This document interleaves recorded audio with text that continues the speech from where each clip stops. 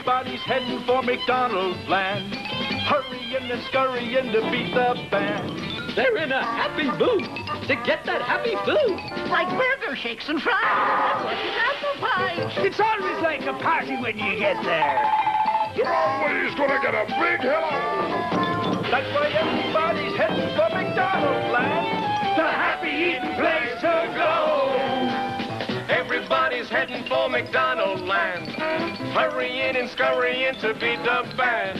They're in a happy mood. To get that happy food. Like burgers, shakes, and fries, and luscious apple pies. It's always like a party when you get there. You're always gonna get a big hello. That's why everybody's heading for Welcome back to Set Streets and Eats, guys. I'm Chris Bauer, and for the second time, I am in front of the oldest operating McDonald's in the world. This is in Downey, California.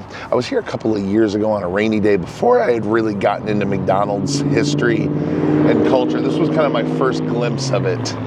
I'd always kind of been a fan, but never really understood why I was a fan. It's just because I really responded to all of their characters and all that. I just didn't really put it together the last time I was here. I just remember it kind of awakened, doing that video really awakened my love for the collecting. I hadn't collected anything the last time I was here. Yeah, it's been pretty cool ever since. So I thought, why not come back, do another video, because who knows how long this place is gonna last, and talk a little bit about the history of McDonald's, and take you through the museum, and let's face it, more importantly, get one of those fried apple pies. So I hope you guys will join me. Let's eat.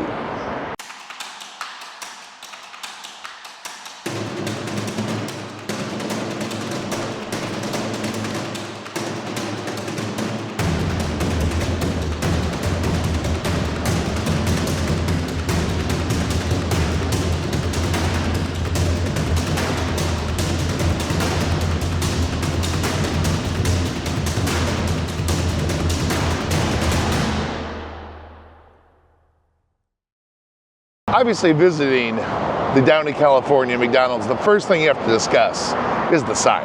You can see it from a mile away. It's one of a kind left. I mean, there probably used to be multiple of these back in the day, but there is no other sign like the Speedy sign here at the oldest operating McDonald's. I'm wearing my appropriate sweatshirt. Speedy himself, we match. We're both winking hamburger heads. This sign obviously is amazing. This reason it has only 500 million burgers sold on it is because this place was opened in August of 1953. This was the third McDonald's ever to open, and back then it was long before the Ray Kroc era. That was when the McDonald brothers themselves were trying to franchise McDonald's. It ended up being unsuccessful, so they quit doing it, but that was after this had already opened. They had already opened this one. And it's been operating here ever since. In fact, because Ray Kroc started the McDonald's Corporation after, you know, quote unquote, maybe swindled the McDonald brothers out of a fortune, which he kind of did. But either way, watch the founder, that'll explain all of it. But this place was always just its own place. It was never owned by the corporation. So it got to do its own thing, its own set of rules. That was until 1990 when they finally sold to McDonald's Corporation. They finally made them an offer they couldn't refuse. So once they sold in 1990 to the McDonald's Corporation, then they were operated obviously by the company, but they really, by then McDonald's Corporation knew to leave well enough alone. Let them be an icon for fast food history, for McDonald's history, which it has been ever since. So this sign was put up when they had only done 500 million instead of whatever it is, 200 billion burgers sold. Now I'm not sure what the number is today, but it's now one of a kind. It's huge. It's got to stand at least 25, 30 feet high. It's such an amazing sign. And of course, as if you guys don't know, Speedy was the first mascot. Speedy was the name of the system that the McDonald brothers had made up to make fast food happen. It's honestly what most fast food places, a version of is what they do, they use even still today. Back then, food used to be delivered, even at a drive-in, much slower. It was not uncommon to wait 30 minutes for your food after you ordered it. Really, at any place you went to. If it was a fine dining place, it would be hours. But they invented the Speedy system. Now, after they got rid of Speedy, they didn't go immediately to Ronald as a mascot. They actually went to Archie. I'll put up a shot of Archie. He was a golden-haired child, maybe teen, I'm not sure. But he was their spokesperson for a little while. I have several collectibles with his likeness on them. And he was kind of their thing. And then, of course, by the early 60s, they had discovered Ronald, and the rest is history. Into the 70s when they had the McDonald's land. So, I love this sign. I love looking at this sign. And this McDonald's, like, this McDonald's, they have some of the new classic style buildings, McDonald's, which they've already revamped. There are a few that they've kept the arches, but they've made the dark gray. But this is one of the original red and whites, as they used to call them. They're just such a piece of Americana. Like, there's just nothing like them. My parents met at one of these I mentioned in the first video I had here in Gulfport, Mississippi, at a McDonald's that looked exactly like this. And you know, they met and ended up getting married, and that's why I exist. So McDonald's has always not only had a special place in my family's history, but in most of your history. McDonald's has played a massive part of Americana in the last 80 years. So we're gonna go in and check out the little museum they have in there, and I gotta get a fried apple pie.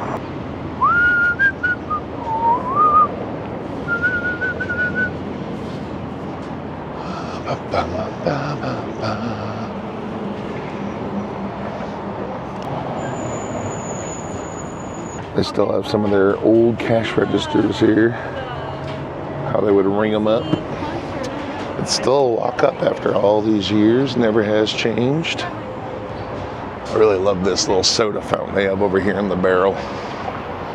More of those cash registers, and then check that out. This thing's cool. But yeah, that red and white tiles, why they're known as the red and whites. It'd be on the exterior of the whole place. And they have the seats where you can sit down and enjoy your McDonald's. But yeah, they've been a part of the whole thing. The second oldest location up in San Jose has these as well on the outside of it. Now they've revamped that one. I've done a video before. I'll put a link to it. The exterior, the front exterior still looks like this. It still has these seats along both sides of the outside, but it's been modernized. They added on the kitchen part and more dining area in the back, and that's that dark gray.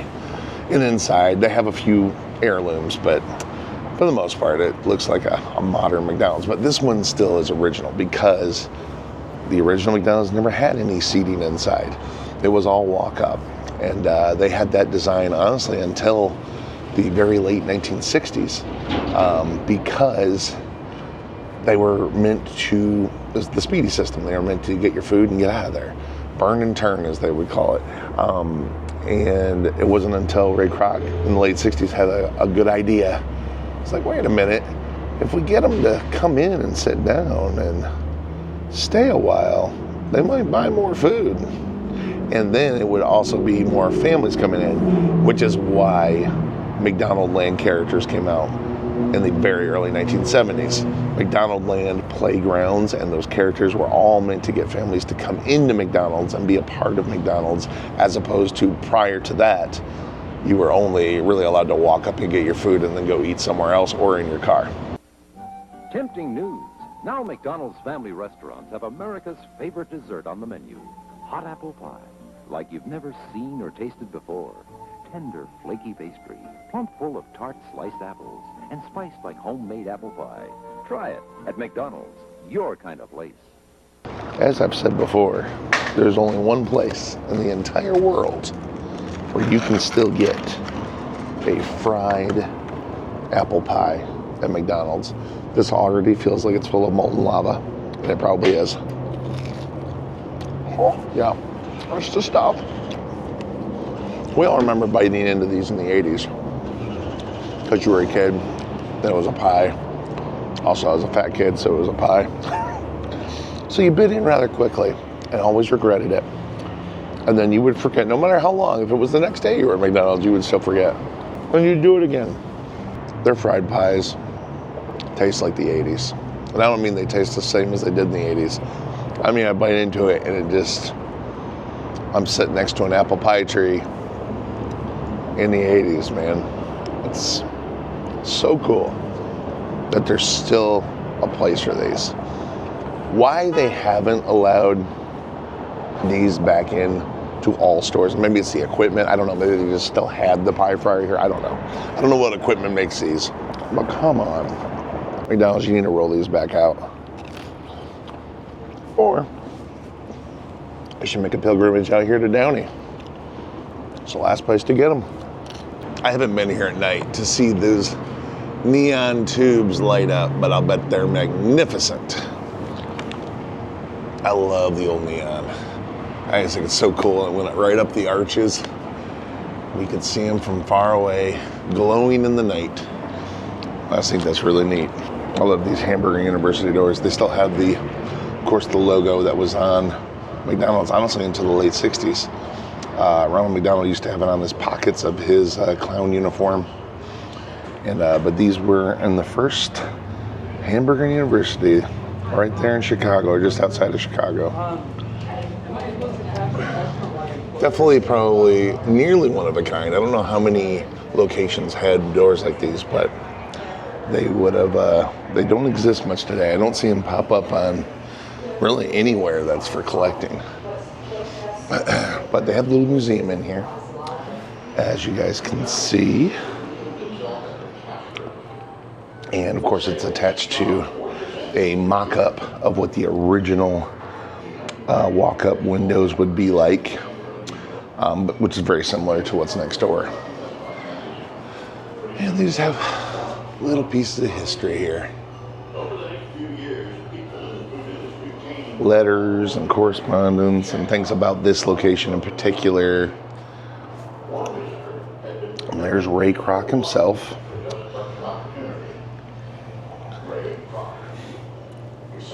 It's, of course, the operation manual, but these are some of the shake machines that Ray Kroc used to sell when he first discovered McDonald's. And I have a couple of these cups, these Speedy cups.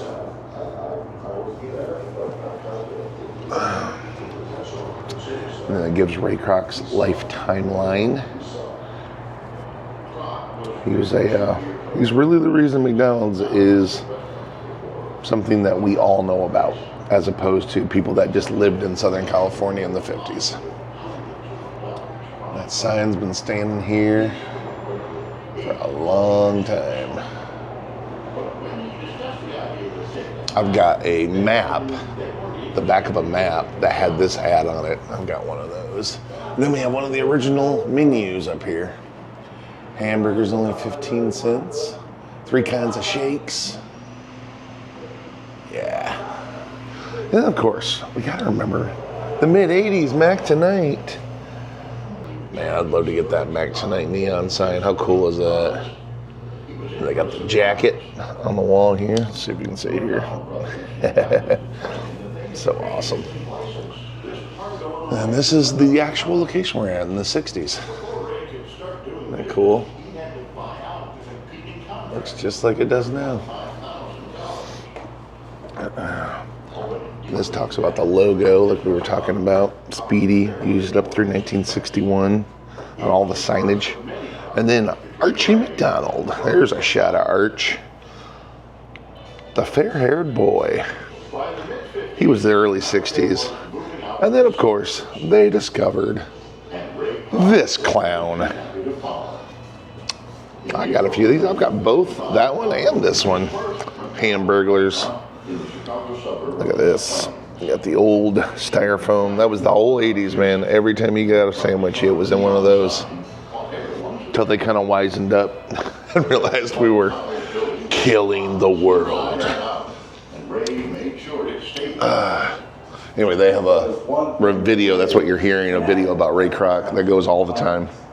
Here was a man who lots of old ads, articles about Ray and his McDonald land. And there's the original stand, McDonald Brothers stand there in San Bernardino, which is about an hour and a half east of here. And then, of course, the first incarnation of Ronald McDonald, played by none other than a young Willard Scott. He's Ronald McDonald, the hamburger happy clown. A McDonald's drive-in restaurant is his favorite place in town. Willard, long before he was a newsman and doing weather, he would do commercials as the Ronald McDonald, the first inclination of him. There's Ray selling one of his shake machines before he discovered McDonald's. Each franchise he sold, he would collect 1.9% of the operator's. One of these days, I'm going to get one of these clocks. I've had the opportunity to get it a couple of times.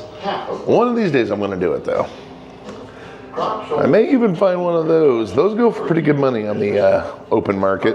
I do have the full set of these, and I have cups that go in them, so looks like they're missing a couple of these. I don't know if they got stolen or took them out for some reason, but last time I was here, they had all four of them, but I got a whole set of those. Those are awesome.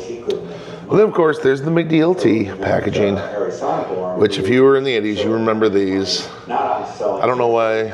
I don't really know why they thought people didn't want lettuce and tomato and onion touching the burger until you were ready to eat it, but that's where the whole concept came from. There's those Ronald straight from hell helium tank toppers that were in every restaurant. Literally made you think Ronald was possessed, but you would put a balloon on that little thing coming out of his mouth and it would fill up. So that made him okay. More of those cash registers, and that's what the old order slips used to look like. Wow, that's pretty cool. Oh, look at that full page ad. Oh, this is for this actual store on Lakewood Boulevard. That's where we're at. This is pretty cool. That's neat. From, oh, look at that, 3 years after it opened. 1956. That's really cool. You talk about an heirloom, because those just got tossed away. That's really cool they kept them. Ray was in his mid-50s and spending more time away from home than ever before. I've got this book too. Terrible toll on his marriage. And most of those glasses. I want that Mac Tonight glass though. I haven't gotten that one yet, but I've got most of the rest of these glasses. I was there with Ray the night that we... They've got a few collectibles out here I'd really like, but I have that Speedy Bank, and I've got a few other items in here. I haven't gotten into the pin collecting. I'd like to soon though.